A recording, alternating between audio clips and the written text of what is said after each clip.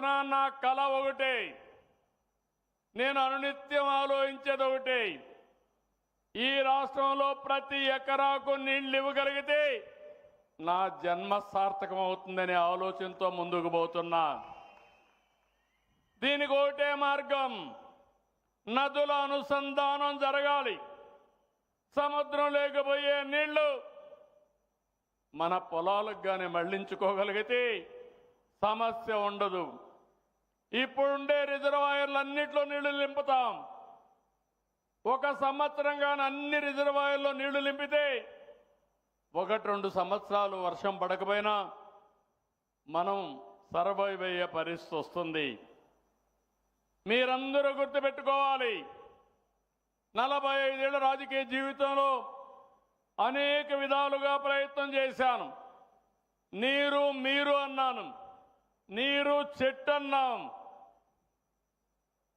సాగునీటి సంఘాలు ఏర్పాటు చేశాం, వాటర్ షెడ్ డెవలప్మెంట్ చేశాం.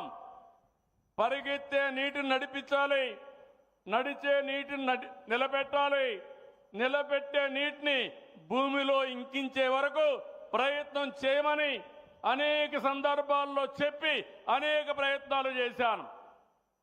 ఈరోజు మళ్ళీ చెప్తున్నా, వర్షాకాలం అవుతానే 3 మీటర్ల లోతులో నీళ్లుండాలి. ఇప్పుడే ఒక రైతుతో మాట్లాడుతూ వచ్చాను. ఆ రైతు ఒక మాట చెప్పాడు, 1000 అడుగులు నీళ్లేసాం, బోర్లేసాం, ఎండిపోతే 1200 అడుగులేసాం. ఒక బోరు పోతే 5 బోర్లేసాం, అయినా కూడా నీళ్లు రాలేదు.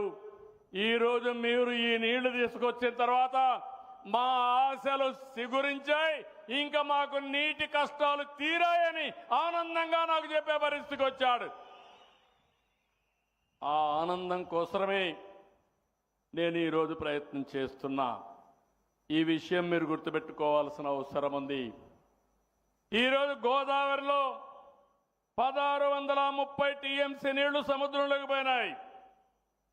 కృష్ణా నదిలో ఇప్పటికి 600 టీఎంసీ నీళ్లు సముద్రంలోకి పోయినాయి. ఈ సముద్రం లేకపోయే నీళ్లు అటు తెలంగాణ ఇటు ఆంధ్రప్రదేశ్ 2 రాష్ట్రాలు కూడా సమర్థవంతంగా ఉపయోగించుకోగలిగితే ప్రతి ఎకరాకు నీళ్లు ఇచ్చే అవకాశం వస్తుంది. కరువు అనే మాట ఉండదని చెప్పి కూడా నేను మీకు తెలియజేస్తున్నా. అందుకే కొంతమంది మాట్లాడుతున్నారు, నేను బనకచెర్ల పోలవరం ప్రాజెక్టు కోసం ఆలోచించాను. మీ అందరికీ హామీ ఇస్తున్నా, పోలవరం ప్రాజెక్టు 2027కి పూర్తి చేసి జాతికి అంకితం చేసే బాధ్యత ఈ ప్రభుత్వానిది.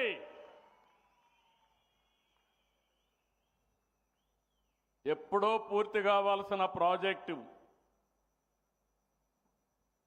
ఆ రోజు తెలుగుదేశం పార్టీ 19లో గెలుచుంటే 20కే పూర్తి కావాల్సింది. 7 ఏళ్లు డిలే అయింది. దీనికి కూడా కారణం మీరు ఆలోచిస్తే రాజకీయ కక్షతో, అవగాహన లోపంతో గోదావరి పైనుండే పోలవరంలో డయాఫామ్ వాల్, ఎప్పుడు కూడా గోదావరి ఓసారి ఉగ్ర రూపంలో వస్తుంది. 40-50 లక్షల క్యూసెక్స్ నీళ్లు వస్తాయి. అంటే ఒకే రోజు 400 నుంచి 500 టీఎంసీ నీళ్లు సముద్రానికి పోతాయి. అలాంటి ప్రాజెక్టులో డయాఫామ్ వాల్ కడితే దాన్ని రక్షించలేకుండా అది కొట్టుకొని పోయింది. 380 కోట్ల రూపాయలతో పూర్తి చేశాం. ఒకే సంవత్సరం 2 సీజన్లో పూర్తి చేశాం. ఇప్పుడు కొట్టుకొని పోయిన తర్వాత మళ్ళీ 1000 కోట్ల రూపాయలు ఖర్చు పెట్టే పరిస్థితికి వచ్చాం. కాలయాపన, ప్రయోజనాలు కూడా రాకుండా పోవడం, మళ్ళీ ఆ ప్రాజెక్ట్ని పూర్తి చేసే పరిస్థితికి వచ్చాం. అదే సమయంలో పోలవరం పూర్తి అయితే మనకు కొంత వెసులుబాటు వస్తుంది. ఇంకో పక్కన పోలవరం బనకచెర్ల పూర్తయి వంశధార దగ్గర నుంచి పెన్నా నది వరకు నదుల అనుసంధానం చేయగలిగితే ఇంకా రాబోయే రోజుల్లో ఆంధ్రప్రదేశ్ రాష్ట్రానికి కరువు అనే మాటే ఉండదు. అదే నా జీవితాశయం అని మరొక్కసారి విజ్ఞప్తి చేస్తున్నా. మీరు కూడా ఒక పని చేయాలి. నదుల అనుసంధానం ఒక కార్యక్రమం అయితే ఈరోజు తెలంగాణలో కూడా ఉండే వాళ్ళు కూడా ఆలోచించాల్సిందే. అక్కడ కూడా నీళ్ళని సద్వినియోగం చేసుకుని ఎక్కడికక్కడ మనం పూర్తిగా ఉపయోగించుకోగలిగితే తెలుగు జాతికి తిరుగుండదు. ఆ విషయం కూడా అక్కడ ఉండే నాయకత్వం గుర్తుపెట్టుకోవాల్సిన అవసరం ఉంది. అందుకనే ఈరోజు మిమ్మల్ని అందరినీ ఇంకొక మాట కూడా చెప్తున్నాను. నీళ్లు ఉన్నప్పుడు నీటి విలువ మనకు తెలియదు, నీళ్లు లేనప్పుడు దాని విలువ తెలుస్తుంది. అప్పుడు ఎత్తుక్కుంటే కూడా నీళ్లు రావు. అందుకే మిమ్మల్ని అందరినీ కోరుతున్నా, జలాశయాల్లో నీళ్లు పెట్టుకోవడం ఎంత ముఖ్యమో భూమిని ఒక జలాశయంగా తయారు చేసుకోవడం అంతకంటే ముఖ్యం.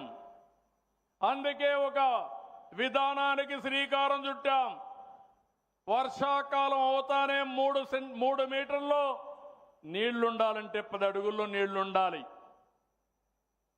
మళ్ళీ వర్షాకాలం కంటే ముందు 8 మీటర్లంటే 24 అడుగుల్లో నీళ్లుండాలి.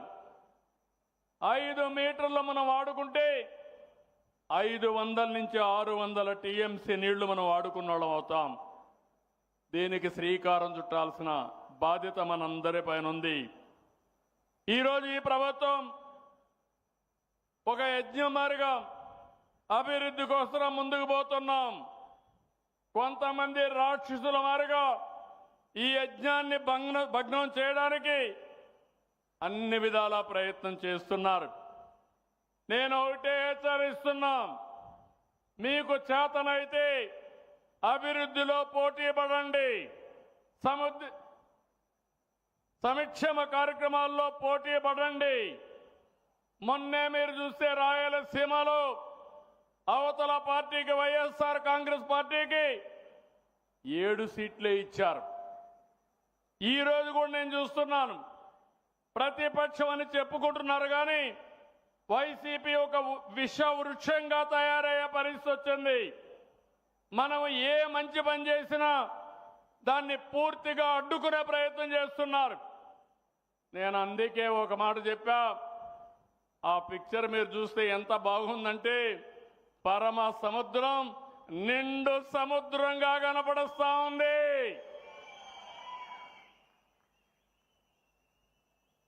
ఇది చూసిన తర్వాత ఒక సంకల్పంతో చెప్తున్నాను, ఎవరు ఎన్ని అడ్డంకులు చేసినా నా సంకల్పాన్ని దెబ్బతీయలేరు. అది వీళ్ళ వల్ల కాదని చెప్పి తెలియజేసుకుంటూ రాయలసీమ అభివృద్ధికి ఒక స్పష్టమైనటువంటి బ్లూ ప్రింట్ తయారు చేసుకున్నాం. హంద్రి నీవా పూర్తి చేస్తాం, గాలేరు నగిరి పూర్తి చేస్తాం, అన్ని రిజర్వాయర్లకు నీళ్లు చేస్తాం, అన్ని నియోజకవర్గాలకు నీళ్లు ఇస్తాం. రాయలసీమలో హార్టికల్చర్కు ప్రాధాన్యత ఇచ్చి ప్రపంచానికి పండ్లన్నీ సరఫరా చేసే విధంగా రాయలసీమను తయారు చేస్తాం. ఇంకో పక్క ఇండస్ట్రీస్ లో కూడా పెద్ద ఎత్తున ముందుకు పోతాం. రాయలసీమలో మీరు ఒక్కసారి ఆలోచిస్తే రోడ్లు బ్రహ్మాండంగా ఉంటే ఆ రోడ్లు కూడా మనం వేయించినట్టువే. ఎయిర్పోర్ట్లు కూడా ప్రాధాన్యత ఇచ్చాం. ఇంకో పక్కన ఈరోజు మీరు పెద్ద ఎత్తున హై టెక్నాలజీ సంబంధించి defence, aerospace, automobile, drone city, electronic city, green hydrogen లాంటి కార్యక్రమాలకి ప్రాధాన్యత ఇస్తాం. ఈ ప్రాధాన్యతనిచ్చి ఈ రాయలసీమని ఒక అగ్రసీమగా తయారు చేసే బాధ్యత మనం తీసుకుంటామని కుప్పం మీటింగ్లో చెప్తున్నాను. నేను కుప్పానికి వచ్చినప్పుడు 8 సార్లు ఎమ్మెల్యేగా గెలిపించారు, మళ్ళీ మళ్ళీ గెలిపిస్తూనే ఉంటారు. తెలుగుదేశం పార్టీ పెట్టినప్పటి నుంచి అన్ని ఎన్నికల్లో తెలుగుదేశం పార్టీనే గెలిపించి